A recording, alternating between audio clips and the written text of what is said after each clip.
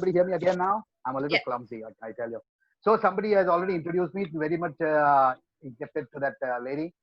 Thank you so much. I am Pravin. Pravin Tulpule was in the Navy. Yes, 17 and a half years. I didn't wait for my pension because the clown bug caught me. Fortunately, it was not corona. Those days it was clowning. And that's all about introduction. Nothing else. Happy is my name, and happy I am today, just to spread happiness all over the world. And if okay, I've got my notes also. I try to keep that with me. And we were talking about psychology. Yes, exceptionally true in all the fields. The psychology, understanding how the other person across the table behaves or reacts or works is very, very important to you. In my case, being a clown, I'm not just here to poke fun at people outside there. I'm there to make people happy. I'll just give you a small example. We are all human beings, and right from childhood,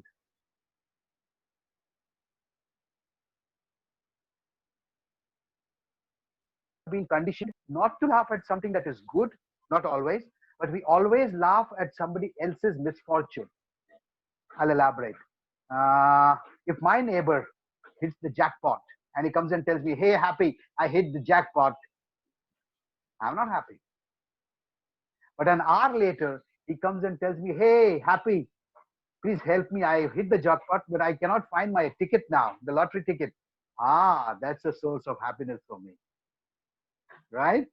And then I'm going to tell the entire world, "Hey, see, this guy lost his ticket. How foolish can he be?" And we laugh at his expense. We've been conditioned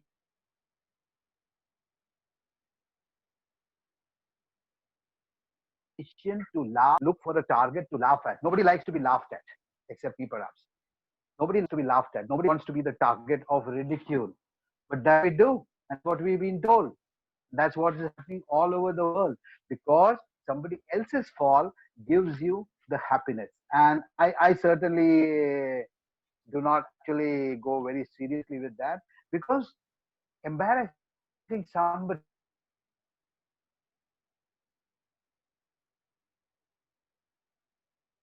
to get a laugh. I have to put myself their shoe. Where the psychology comes in. I have to put myself in their position, in their situation, and just presume. You see all these stand-up comedies these days, most of them putting other people down. Anybody who asks a question or raises a point or something, a very interesting point, a very humorous point, but that person is generally made to look stupid or foolish so that the rest of the audience laughs. And the claps go in favor of the comic who's doing the stand-up act.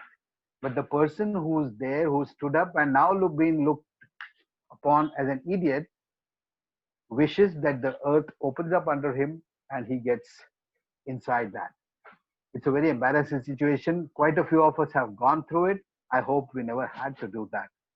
I presume and I believe very seriously that other person's respect and ego and his esteem is always to be protected no matter what. No matter what. So in my shows, when I deal with parents, I deal with teachers, I deal with clients, I deal with people at the mall, I always keep one thing in mind. Is my act, is my magic, is my gag, or even my few words that I say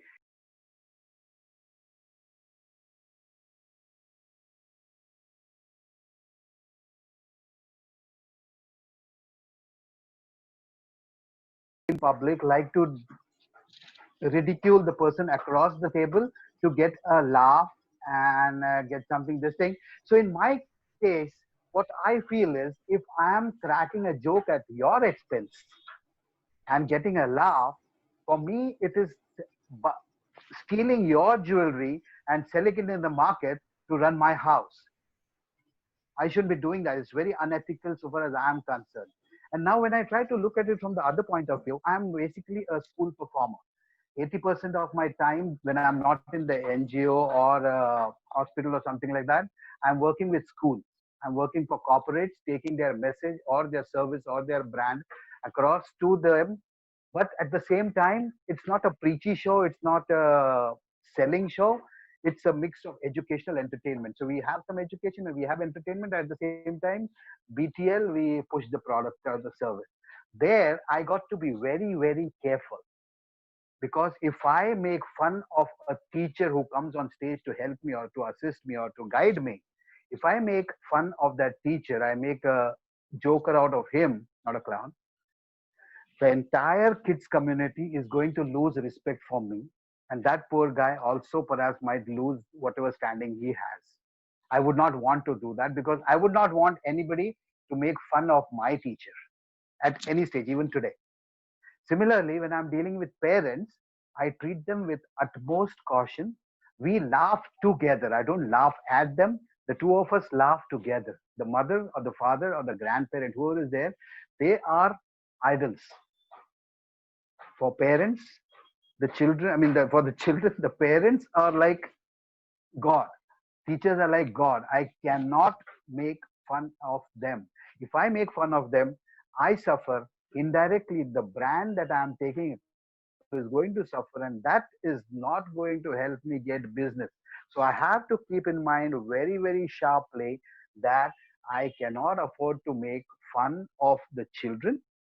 You must have seen at times when you were in school, boy or a girl comes on the stage and the magician or the person who's there, he calls him a monkey or something like that. And at times that monkey tag remains with that child even when he gets 60, 65 years old and he goes to the old boys association or you might be having an old girls association.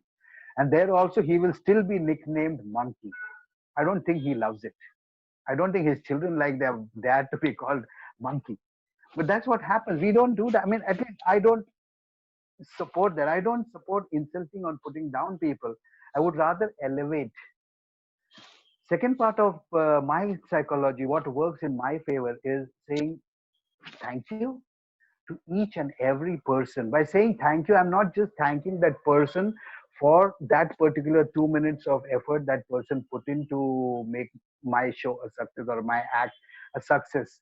For me, psychology, I'm telling that child or that parent or that teacher that thanks, friend. It was so nice of you that you could spare time. You could behave in a civilized way. You assist me or you help me go along. And indirectly, I'm telling him you are a good person, you are a person from a good family or a good school, and I appreciate that. When I do this on the school platform, the entire school appreciates that even I come from a good background. It speaks about my school, it speaks about my family, my upbringing. Same thing happens everywhere. I need to recognize and appreciate the person. That is my psychology, because if I do that, the other person across the table feels nice. The valet parking guy at the hotel, what do we do generally?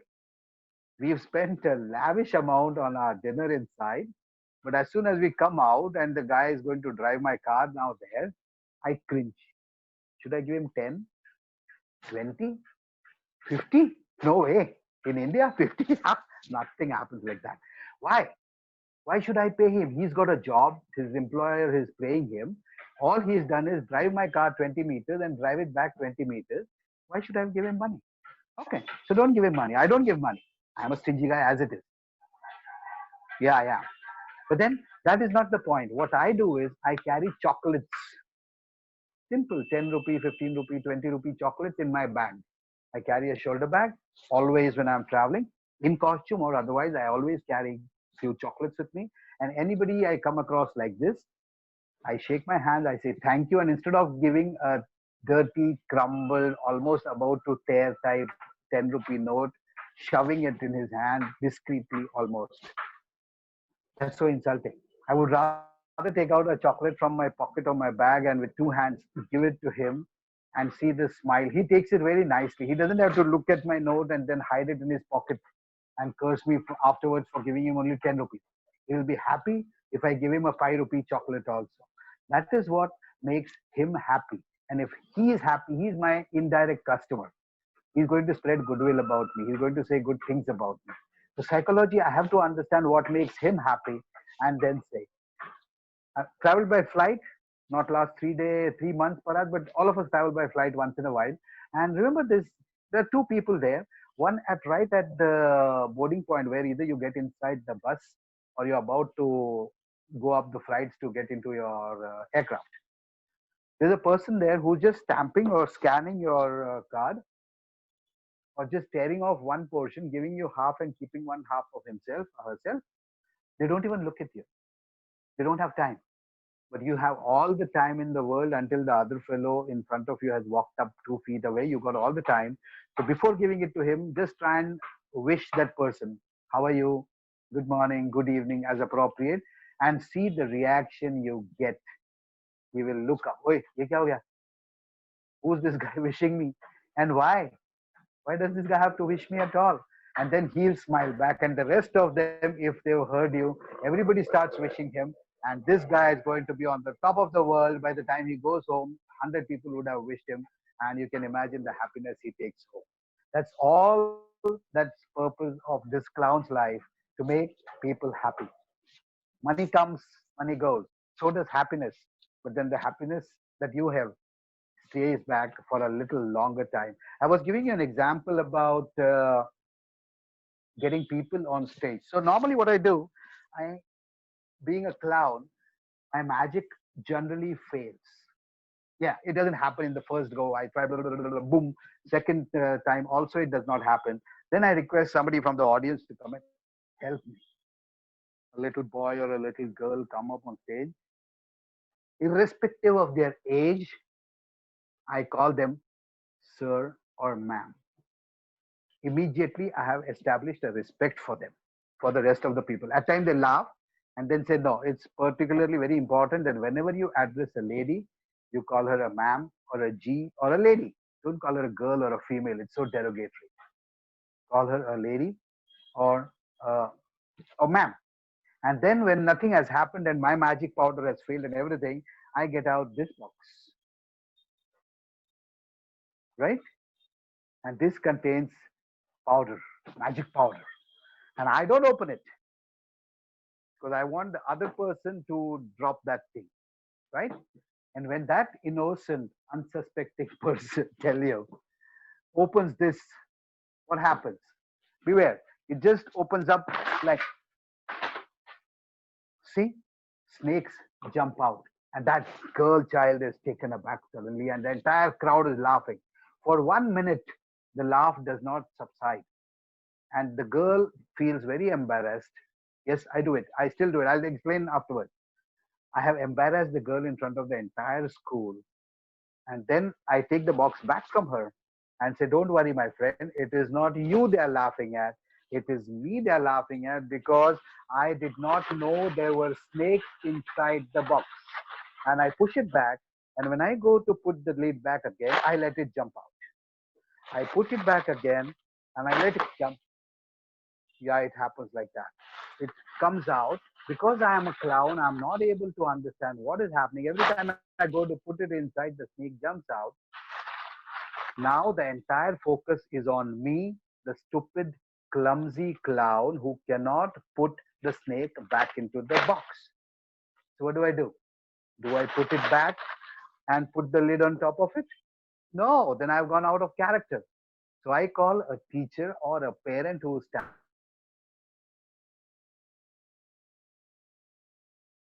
standing by and they help me put the lid back on. And they help me put it back. What has happened?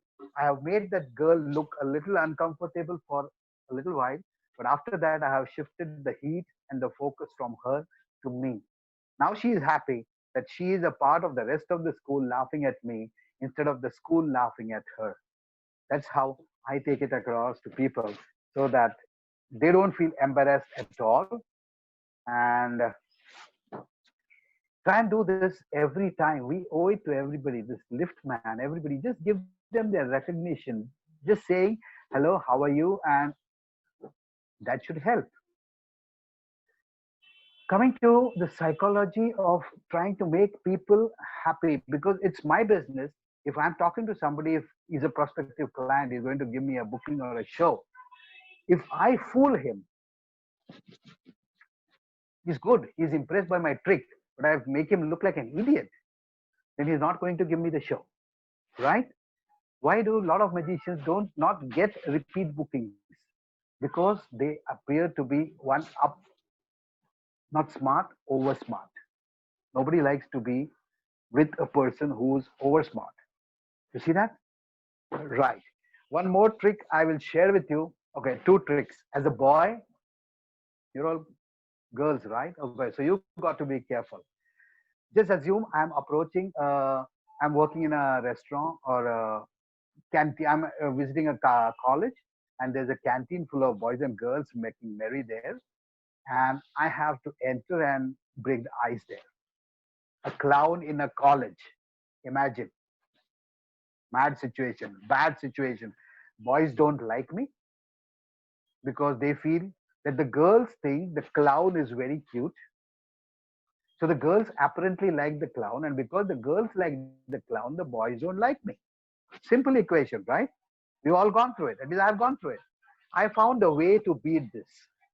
So when I approach a crowd or a group, a table, three, four girls, three, four boys, a cup of chai and what up or whatever they're having, a burger perhaps. What do? I ignore the girls. I know I feel very sad about it at times, ignoring the girls like that. But then it's okay. I'm not ignoring the girls for nothing.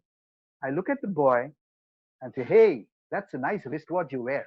I don't call him handsome because I call him handsome, there's something wrong, right? I say, that's a nice wristwatch you're wearing. Not this, his nice wristwatch you're wearing. I even compliment on his t shirt or the brawn that he has, right? And he is on my side now. And now I am safely with the boys group. And now I can talk to the girl and do my little gag or magic or anything out there. It works. Tell your friends it works. Because now the boys are not my rivals. They don't see me as a rival. And I have worked on their psychology that this guy is my friend. This clown is not only here to entertain the girls or give attention to the girls. He also recognized me as a human being in the crowd. That helps me. Long time back, I learned one more trick when entertaining at a party. I'll share that with you. If any of your entertainers or on one-on-one entertainer, this actually works. Now, when I am at a party, play the role of a magician or a clown. What happens at that time is I need to have a subject, right? Psychology, a subject to whom I'm going to show a magic trick or a gag. And what do I want from her? Nothing except a brilliant reaction, a loud, big reaction. Can I choose anybody and everybody? No. I will look out. I will not go immediately for the first lady that I meet and I will go and show her the trick to impress her. No. I will scout around. I will see a girl who has got two, three more people around her, which means I know that she is the center of attraction there. Whatever she does, everybody will follow. She's the leader of that group. Second thing, I will make sure that her expressions, even when she's not being entertained or something, her mouth is big, her eyes are big, and they're always talking. The eyes talk. I will pick out a person like that for my next trick because if I apparently read her mind, right, or produce a cockroach inside her fist, the way she is going to scream, the restaurant on the other side of the road is going to know that there is something very interesting happening in this restaurant. And there I have now captured the entire audience. And that's how, for me, psychology works.